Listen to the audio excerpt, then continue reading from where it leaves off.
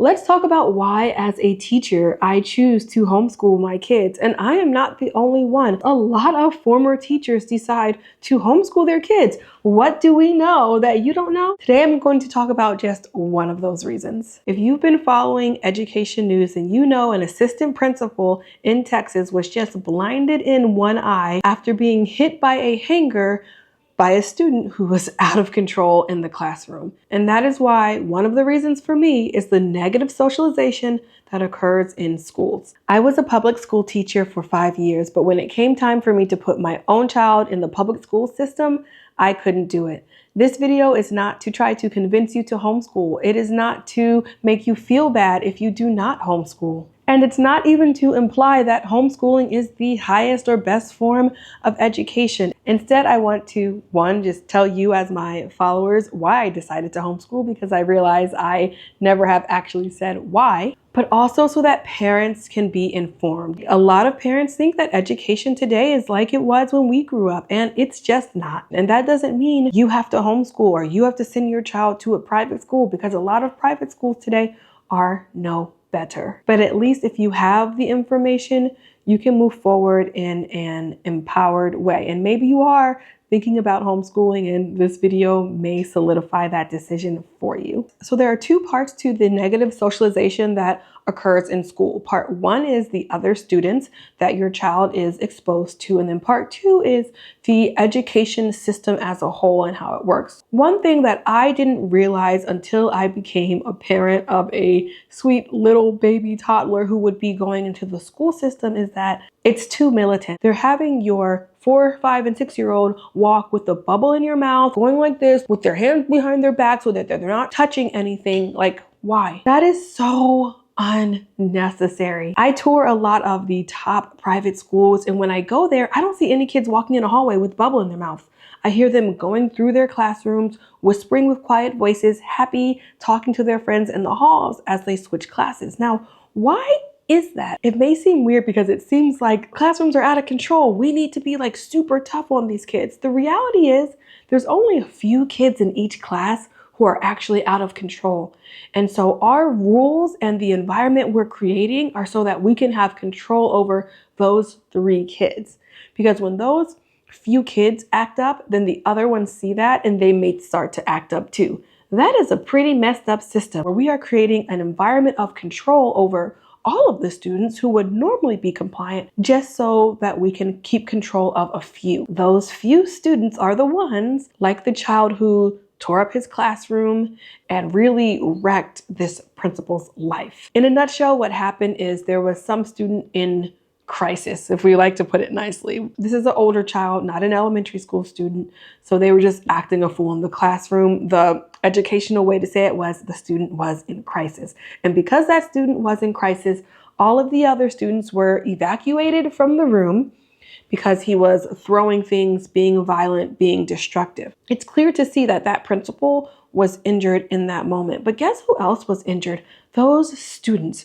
Not only did they lose learning time, but guess what? The students are watching, and they are watching this child, and kids are impressionable. What did those students just learn? Well, they learned that that's a possibility to tear up that classroom.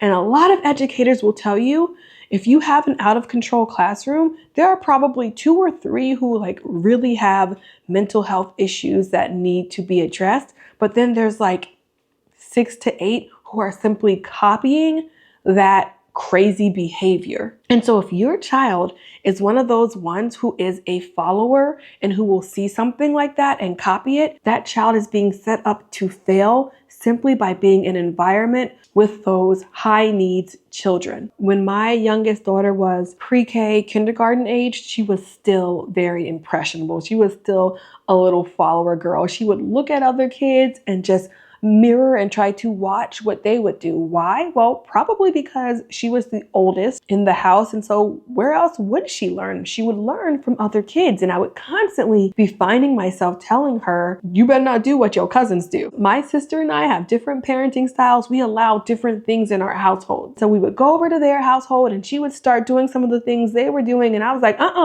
that is not for you. Because if you do that, you're going to be in trouble, right? They can do that and not get in trouble. If you do that, you're going to get in trouble. So that was a form of negative socialization. And I realized my child is getting in trouble because I'm allowing them to be influenced by other people. And I'm not saying that these are bad people or my sister's parenting is bad or anything like that. And so I had to make a decision. I had to say, okay, well, I see that my child is at an impressionable age. Let me pull back on how often she's spending time with certain children. And then when she comes of age and she's no longer that age where she's following people or impressionable, then it is okay to let her go. And it worked out fine. Now she is not anywhere near a follower. She is a leader and she is very bossy, which is a whole other thing in itself. But just know that if you're sending your child to school and you have a child who is impressionable, who is a follower, that could be an issue. Now, remember, I just said that there are a few kids who are actually out of control, and then there are the other ones who are just copying them.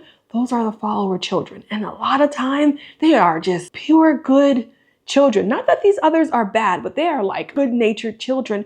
And they're just following what these other children are doing because they are biologically programmed to do so. They're biologically programmed to learn and to grow, and they want to grow up. So it's kind of even not their fault. It's our job as parents, as teachers, to protect them from those negative influences. And then you have the ones who are not followers, but they are super sensitive. And that's scary for them to be in a classroom like that. Every single day, they're hearing the teacher yelling at that child or children. And while some kids, as you know, don't give a hoot if you're yelled at, other kids are extremely sensitive to that. So they're learning that this is how society is. This is what school is supposed to be like. This is normal when it is not normal and it is not okay. As I'm sitting here editing, I realized that I was one of those students. I wasn't going to be following what those kids were doing. Actually, subconsciously, I did take some of their attitude to high school, which I will talk about later. Being in that environment was so stressful. Hearing the students yell at the teachers and the teachers yelling at the students, that affected me. I remember sitting in class mentally and just being like, this is so terrible. I would get physical rashes when going to school. So my mom knew a little bit because I had to go to the doctor, and they were like, okay, like first day jitters. No. It was more than that. That was a very stressful environment for an 11-year-old child to be in. So you got to know your children. Of course, I didn't tell my mom, like, yes, this is a very stressful environment for me. This is what is going on here. This is affecting my mental health. I'm just a kid. So it's up to us as parents. My mom was so active in elementary school, PTA, substituting, everything like that. She substituted in local schools too, but she never substituted in my middle school. And I guarantee you, if she would have substituted there, I don't think she would have let me stay there. Real quick, I wanted to share a resource that I use as a former teacher who is now a homeschooler. I know as a teacher, I spent so much time preparing things for the kids. And now that I'm a homeschooler, I realize it still takes time to prepare those things. But here's a company that makes preparing homeschool material for your kids that much easier. Kiddle is a platform that has so many options. You can make presentations, you can create beautiful works of art, but I like to use it for educational worksheets. As a homeschool parent, it is hard to find novel studies that don't cost you an arm and a leg. I would not have had the time to research and find and print all those 3 novel studies in the past month. But what I did have time to do was jump on Kiddle and create my own worksheets using my knowledge as a teacher and just asking kids simple yet deep questions. So we are finishing up the trilogy of The Wild Robot, and I just quickly made these materials by using Kiddle, and my kids absolutely loved it. As you can see, they really filled out this entire thing. Make sure you check out Kiddle by clicking on the link in the description box and using my special promo code. I said there were 2 parts of this socialization issue, but actually there are 3, because the final part is that kids don't actually get to positively socialize a lot in schools. Because of these behavior issues, kids don't do a lot of talking in school. So they don't do a lot of communicating positively with one another. And because they can't communicate positively with one another, teachers spend a lot of time trying to teach them how to speak to one another, but a lot of the times it just doesn't work. We're given these examples of classrooms where all the kids get along and they speak nicely to each other and there's no bullying, there's no extra stuff, but in practice that doesn't happen. And so what ends up happening is teachers try to assert control by using silence. So when you walk into the classroom, you should be silent. When you sit down, what are your voices on? 0, silent. As you're taking out your papers, what are your voices on? 0, silence. Now we know in the real world, as we're going to work, we're chatting with each other, we're having a good time, we're fellowshipping, right? We're sitting down, we may collaboratively work with one another. That is not happening in school. I mean, a lot of teachers will laugh when their administrators and their coaches tell them to have the kids work collaboratively together because, yeah, right. The reality is that if we did let kids work more collaboratively together on projects, they would actually have more fun at school. They would actually learn more. But when we're looking at it in practice, we're like, I want my kids to be able to actually speak with other kids, socialize, share ideas, work together to build something amazing and awesome. The reality is that does not happen in most schools. So now you know the socialization aspect of why I chose as a teacher to keep my kids home and to homeschool them. There are other reasons too, and I hope you subscribe to my channel and keep watching to find out those other reasons.